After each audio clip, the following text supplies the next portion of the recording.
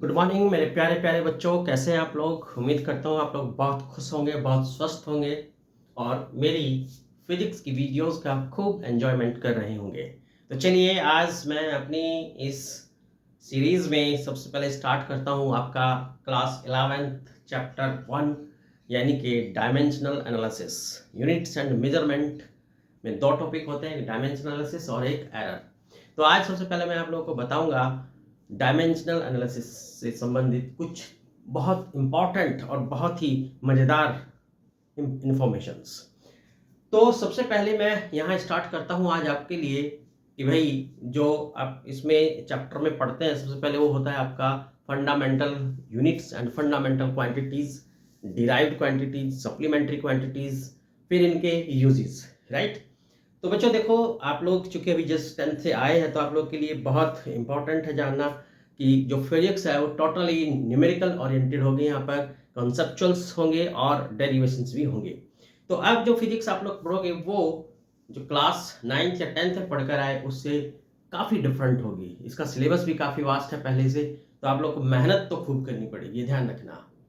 इसमें कोई कॉम्प्रोमाइज़ नहीं करना। अगर कॉम्प्रोमाइज़ करोगे तो फिर आपके जो रिजल्ट है उस पर भी काफ़ी इफेक्ट पड़ने वाला है। तो जितनी मेहनत आप लोगों ने 9th या 10th में की थी उसका लगभग 3 और 4 टाइम्स मेहनत यहाँ पर आपको करनी पड़ेगी, खुद को एक्सेलरेट करना पड़ेगा, तब आप जाकर कहीं इसमें अपना रिजल्ट अच्छा जो है कर पाओगे।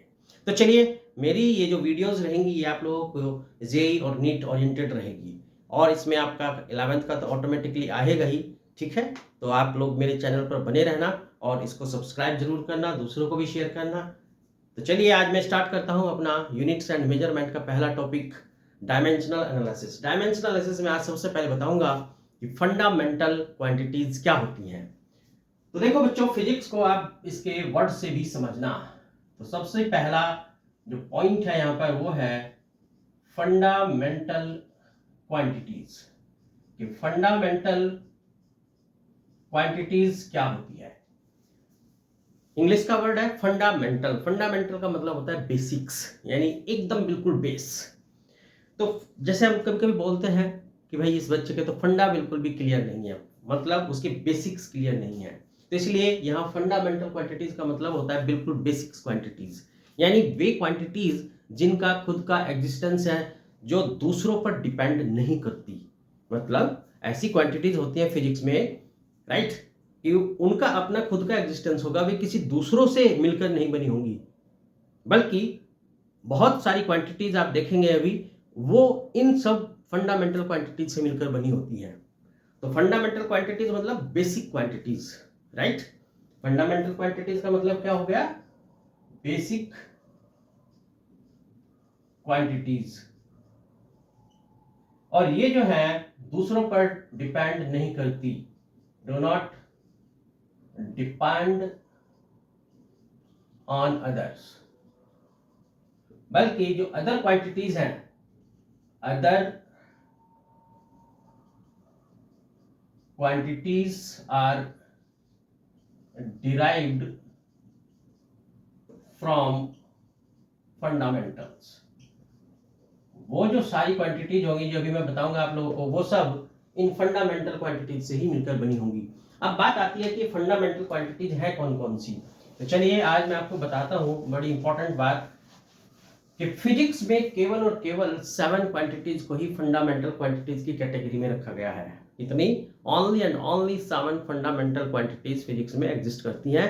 बाकी जो क्वांटिटीज होंगी वो इन क्वांटिटीज से मिलकर बनी होंगी। तो सबसे पहले मैं बताता हूं कि फंडामेंटल क्वांटिटीज हैं कौन कौन सी। तो देखो आओ समझो,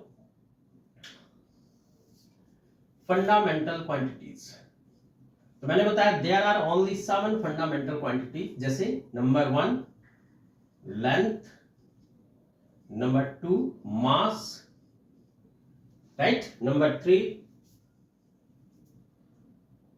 टाइम, नंबर 4 टेम्परेचर,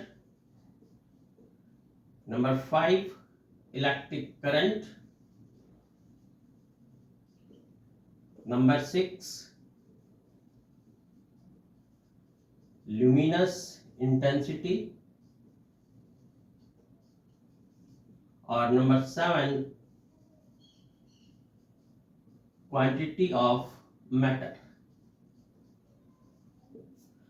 तो there are only 7 fundamental quantities, जैसे मैंने बताया आप लोगों को, length, mass, time, temperature, electric current, luminous intensity और क्वांटिटी ऑफ मैटर, या इसको क्वांटिटी ऑफ सब्सटेंस भी बोलते हैं।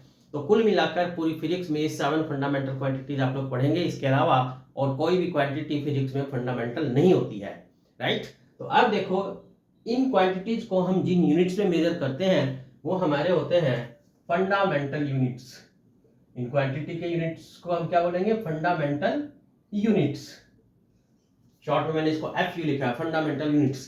तो जैसे लेंथ है, लेंथ का जो यूनिट होता है वो होता है हमारे पास मीटर, मीटर। दूसरा मास, मास का किलोग्राम। टाइम का सेकंड। टेम्परेचर का केल्विन। इलेक्ट्रिक करंट का एम्पियर। और ल्यूमिनस इंटेंसिटी, ल्यूमिनस इंटेंसिटी का candela. And quantity of matter का मोल। तो इस तरीके से कुल मिलाकर ये 7 फंडामेंटल क्वांटिटीज होती हैं। इन 7 फंडामेंटल क्वांटिटीज को हम जिन यूनिट्स में मेजर करते हैं उनको हम बोलते हैं इनके फंडामेंटल यूनिट्स, जो मैंने यहाँ पर मेंशन किए हैं। तो आई होप कि फंडामेंटल क्वांटिटीज की कंसेप्ट आपको क्लियर हुई होगी। अब मैं अगला पॉइंट आपको बताता हूँ, सप्लीमेंट्री क्वांटिटीज। देखो बेटा, पूरी फिजिक्स में केवल 2 ही सप्लीमेंट्री क्वांटिटीज होती हैं, राइट। सप्लीमेंट्री क्वांटिटीज, सप्लीमेंट्री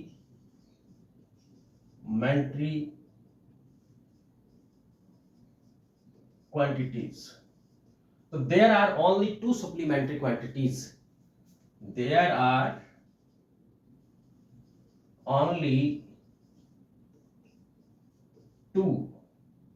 तो ध्यान दें, केवल 2 सप्लीमेंट्री क्वांटिटीज। और ये सप्लीमेंट्री क्वांटिटीज कौन सी होती हैं? Number 1 plane angle, plane angle. और नंबर 2 सॉलिड एंगल। तो ये 2 क्वांटिटीज होती हैं जिनको हम सप्लीमेंट्री क्वांटिटीज की कैटेगरी में रखते हैं। और इस प्लेन एंगल का जो यूनिट होता है जिसमें हम इसको मेजर करते हैं उसको हम बोलते हैं रेडियन। ये बड़े काम की बात है, इसको ध्यान रखना। और सॉलिड एंगल का जो यूनिट होता है वो होता है रेडियन। शॉर्ट में आप इसको RAD लिख सकते हैं, रेड, और इसको SR, स्टेरेडियन, राइट। तो इस तरीके से ये 2 सप्लीमेंट्री क्वांटिटीज होती हैं। अब देखो बच्चों, मैंने बताया आपको 7 fundamental quantities and 2 supplementary quantities. अब अगर आप इन 9 क्वांटिटीज को छोड़ दें, 7 फंडामेंटल और 2 सप्लीमेंट्रीज को, तो पूरी फिजिक्स में जितनी क्वांटिटीज आप पढ़ेंगे उन सबको हम कहते हैं डिराइव्ड क्वांटिटीज। मीन्स क्या बोलेंगे उनको हम? Derived quantities. जैसे मैंने बताया था कि फिजिक्स को उसके वर्डों से आपको समझना है। Derived quantities. तो डिराइव्ड मतलब जो दूसरों से जो है बनाई गई है, और वे दूसरी कौन होगी? फंडामेंटल। तो जितनी भी फिजिक्स में क्वांटिटीज आप पढ़ते हो, केवल 9 क्वांटिटीज को छोड़कर, 7 फंडामेंटल और 2 सप्लीमेंट्री, इन 9 क्वांटिटीज को अगर छोड़ दी जाए तो पूरी फिजिक्स में, पूरी लाइफ में जब तक फिजिक्स पढ़ोगे तो केवल सारी की सारी हमारी कैसी होंगी? डिराइव्ड, क्योंकि ये सारी फंडामेंटल क्वांटिटीज से मिलकर बनी हुई हैं। जैसे प्रेशर है, तो आप जानते हो कि प्रेशर जो होता है वो होता है normal force upon area. Force क्या होता है? Mass into acceleration. अब बात आती है कि एक्सेलरेशन क्या होता है। देखो, एक्सेलरेशन होता है change in velocity upon time area. अब यहां देखो, इसको अगर और ब्रेक करते जाएं हम, तो मास एरिया क्या हो जाएगा? लेंथ का स्क्वायर, राइट। अब यहां देखो, ये टाइम है आपके पास और वेलोसिटी। तो वेलोसिटी क्या होता है? डिस्प्लेसमेंट अपॉन ये डिस्प्लेसमेंट हुआ अपॉन टाइम, और एक टाइम ये था। तब आप इसमें क्या देख रहे हैं कि भाई मास फंडामेंटल क्वांटिटी है, डिस्टेंस लेंथ को रिप्रेजेंट करता है, तो यानी फंडामेंटल क्वांटिटी है, लेंथ फंडामेंटल है, टाइम फंडामेंटल है, तो सारी की सारी फंडामेंटल क्वांटिटीज है। इसका मतलब जो प्रेशर है वो इन फंडामेंटल क्वांटिटीज से मिलकर बना हुआ है। प्रेशर इन फंडामेंटल क्वांटिटीज से मिलकर बना है, इनसे डिराइव किया गया है। इसीलिए प्रेशर को हम कैसी क्वांटिटीज बोलते हैं? Derived quantities. ऐसे ही आप और देख सकते हो बहुत सारा, जैसे आप ले सकते हो फोर्स। तो मैंने भी बताया फोर्स क्या होता है, F इक्वल टू ma। मास फंडामेंटल क्वांटिटी है, एक्सेलरेशन यानी delta V upon delta T. आप इसको भी और ब्रेक कर सकते हो, delta X upon delta T और ये डेल्टा टी। तो आप देख रहे हो मास, डिस्टेंस, टाइम सब फंडामेंटल क्वांटिटीज है। तो पूरी फिजिक्स में केवल और केवल 7 फंडामेंटल क्वांटिटीज है और 2 सप्लीमेंट्री क्वांटिटीज हैं। अगर इन 9 को छोड़ दिया जाए तो जितनी भी क्वांटिटीज पूरी फिजिक्स में पढ़ते हो आप, ठीक है, जैसे मैंने बताया प्रेशर, एरिया, वॉल्यूम, डेंसिटी, है ना, और जो फोर्स, कुछ भी इन 9 को छोड़ने के बाद जितनी भी क्वांटिटीज है तो वो सारी की सारी हमारी कैसी होती है? डिराइव्ड क्वांटिटीज, क्योंकि इनका खुद का अपना एग्जिस्टेंस जो है वो डिपेंड करता है फंडामेंटल क्वांटिटीज पर, यानी ये फंडामेंटल क्वांटिटीज से ही मिलकर बनती हैं। इस जैसे फंडामेंटल क्वांटिटीज होती है उस तरीके से इनका कोई अलग से खुद का एग्जिस्टेंस नहीं होता है, ये सिर्फ फंडामेंटल पर ही डिपेंड करती है।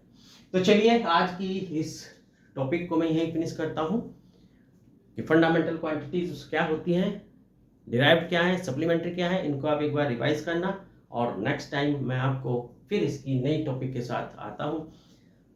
तो उम्मीद करता हूँ कि आपको ये टॉपिक बहुत पसंद आया होगा। कोई क्वेरीज हो तो आप कमेंट बॉक्स में जरूर मुझसे डिस्कस करना, पूछना, मैं आपको नया वीडियोस पर बना कर दूंगा। और मेरे इस चैनल को सब्सक्राइब करना, लाइक करना और अपना प्यार ऐसे ही बनाए रखना। चलिए, आपका दिन शुभ हो।